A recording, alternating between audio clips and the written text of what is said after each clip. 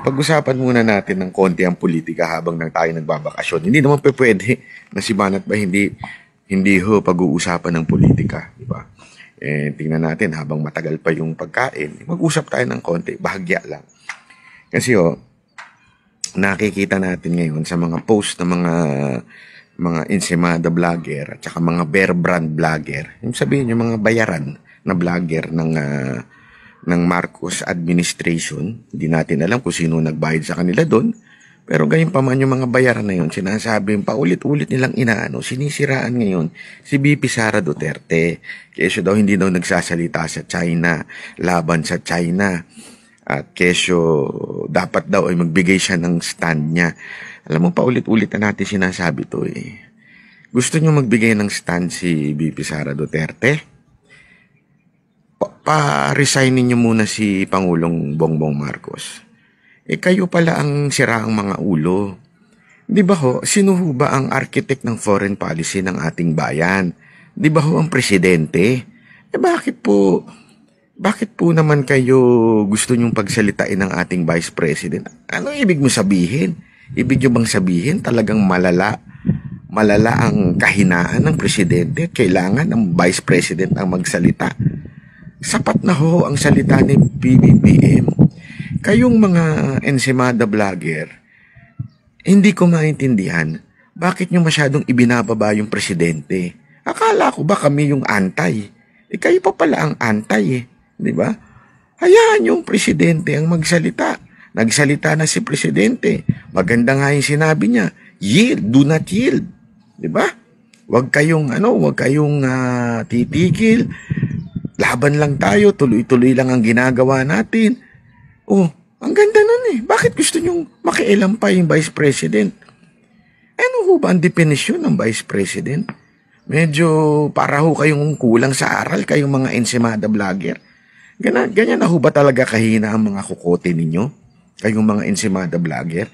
Na kailangan talagang idikit lagi at siraan lagi si Vice President Sara Duterte. Kaya ako may duda ako eh. May duda ako na hindi ho nanggagaling kay PBBM yung biradang mga ganyan eh. Duda ko talaga. Nanggagaling niya sa kanyang katunggali. Walang iba ko hindi si Tambaloslos. Hindi ko talaga maintindihan kung bakit insecure itong si Tamba kay VP Sara Duterte. Bakit? Porket negative ang ratings mo? Porket ang baba ng ratings mo, sobrang taas ni VP Sara Duterte, kailangan mong pabanatan sa mga Ensaymada vlogger? Bakit? Gano'n ba kayo ka-insecure? Hindi, ako nagtatanong lang ako Tapos tignan ninyo, ginagamit nyo pa itong mga makakaliwang grupo. Akala ko ba sama-sama tayong galit dito sa mga makakaliwang grupo? Diba? Ito makakaliwang grupo ang supporter ng mga terorista. Tapos sila ang ginagamit ninyo. Pambanat dito kay VP Sara Duterte. Yung isang anak ng wewe na ano ba to? Anak ng tae ba yun? Yung akbayan ba yun? Ayun yun. Saka ito pa, may isa pa. Yung TikToker na dapat sa'yo, mag-TikTok ka na lang, animal ka eh. Humihirit ka pa eh. Yan, barado ka tuloy kay Congressman Pulong. Diba? If you want to demonize, sabi nga, China, hindi ho trabaho ng Vice President yun. Alam mo, malaman yun Kasi, meron naman talagang obvious na propaganda na i-demonize ang China. Alam nyo, pag-aralan nyo ng mabuti yung arbitral ruling na yan, basahin nyo yung mga article ni Bobby Tiglao. Napakaganda ho ng paliwanag doon. Napakaganda na ayon sa UNCLOS, hindi ho sila makikialam pagdating sa teritoryo ng West Philippine Sea. Hindi ko sila makikialam dyan. Ang sinasabi lang po nila, yung ginawang dash line ng China, yun ang kanilang parang pinabubulaanan. Okay? Pero yung dating sa kung sino man yung umaangkin doon, hindi ho nila yun binigyan ng side. Ibig sabihin, pareho tayong umaangkin. Pareho tayong merong pag-angkin doon sa West Philippine Sea. At hindi ho nagdesisyon Itong arbitral ruling, hindi ho nagdesisyon yan na sa atin yun. Okay? Yan ay sinasabing wala dapat. Both tayo. Tayo ang nakikinabang pareho. Ngayon, tila ang nangyayari, sinasakop. Parang ganun ang dating. Alam mo yung sinasakop na yan? Pautot yan ng Amerika eh. Sa totoo lang, pautot ng Amerika yan eh. Alam naman na natin Amerika, may propaganda na papangitin ang imahe ng China. Hindi ko sinasabing mali ang ginagawa ng Navy natin, ng Coast Guard natin. Hindi ko sinasabi yun. Tama lang yung ginagawa nila, panindigan nila yun, tuloy-tuloy lang ho yun, laban lang ho tayo. Pero yung pagdi-demonize, ay pambihira ho. Halatang-halatang trabaho ito ng Amerika. Ano ba, tuta na ba tayo ng Amerika uli ngayon? Sinakop na ho ba uli tayo ng Amerika at medyo tila tila sunod-sunuran na lang huli sa propaganda ng Amerika. Hindi na ba tayo marunong mag-isip ng sarili natin? Tapos pagka may humirit ng ganito, sasabihin ninyo, kesyo traidor sa bayan. Hindi ho traidor sa bayan to. Sa totoo lang, kayong mga nagpipilit ng magkagulo dyan, kayo ho ang traidor sa bayan. Bakit ho kanyo? Gusto ninyong mapahamak yung mga kababayan natin. Ang sinasabi ko ho dito, ayaw kong mapahamak ang ating mga kababayan. Dapat ho dinadaan sa maayos na usapan. Kung hindi man maayos na usapan, ibang paraan na hindi ho malalagay sa alanganin ng ating mga kababayan. Di ba ho? Kasi ang problema sa atin, ang tapang natin, ang lalakas nating magsalita. Meron pa dito itong si Hidaryang, kala mo kung sinong napakagaling. Ang tapang magsalita. Pero hindi niya ba naiisip na sa bawat salita niyang ganun ay maaari mapahamak po ang ating mga kababayan? Huwag po naman natin sanang ilagay sa alanganin itong mga kababayan natin. Kawawa ho sila eh. Diba ho? Kawawa ho sila.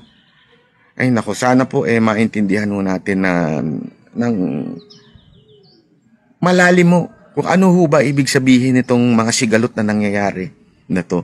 At huwag padalos-dalos at huwag damdamin ang pairalin. Dapat utak. Kasi wala akong nananalo sa gera. Tandaan natin yun. Walang nananalo sa gera. Walang nananalo sa awayan. Laging may casualty. Minsan, ang problema pa, yung mga inosenteng mga Pilipino ang nagiging casualty. Maging sa China, ganun din. Ewan ko ba we claim to be, lalo na ngayong Holy Week. Nakakapagtaka. We celebrate Holy Week. Sobrang extravagant ng Holy Week sa ang Pilipinas. Pero yung pinakapuso ng Holy Week hindi natin maintindihan. Di ba ho? Sabi nga, blessed are the peacemakers. Asa na yun? Ba't parang gusto nyo ng gulo? Gusto nyo ng away? Gusto nyo ng sa China? Wag ho sana. Kasi kawawa ho ang ating mga kababayan. Kaya nga ang hamon ko doon sa mga naghahamon, doon sa mga napakatatapang na mga Pilipino nagsasabing, hindi, girahin na yan, labanan na yan. Pwede ho ba kayo mauna? Pwede ho ba kahit hindi kayo mauna? Pwede ho bang maging reservist man lang kayo? Di ba? Kesa sa putak kayo ng putak, pag talagang nagkagulo-gulo dyan, anong itsura natin? Ukraine ang labas natin. Pag-aralan natin yan. Ganyan noong ginawa ng Amerika sa Ukraine. Di ba? Inajit-ajit nila, tas hindi sila tumulong nung kalagitnaan ng bombahan. Kailan lang sila tumulong? Nung bandang huli na. Kung kailan sabog-sabog na yung lugar nila. Gusto nyo hubang ganun na mangyari sa Pilipinas? Medyo isip naman po tayo, medyo pwede ho ba? Pairali naman natin yung diwa talaga ng Holy Week. Peace. Diba? Kapayapaan. Kung maaari, lahat ng magagawa nating paraan para makausap sila, maayos, ayusin natin. Ang magandang tanggalin natin ay yung mga pogo, yung mga Chinese na nanggugulo sa atin through pogo. Yun ang dapat nating tanggalin sa bayan natin. Di ba? Ang dami natin focus natin WPS. Yung pogo sa Pasay, yung pogo sa Cavite, ba't ayaw natin tanggalin? May kumikitang mga politiko di ba? Ayan tayo double standard, mga hipokrito.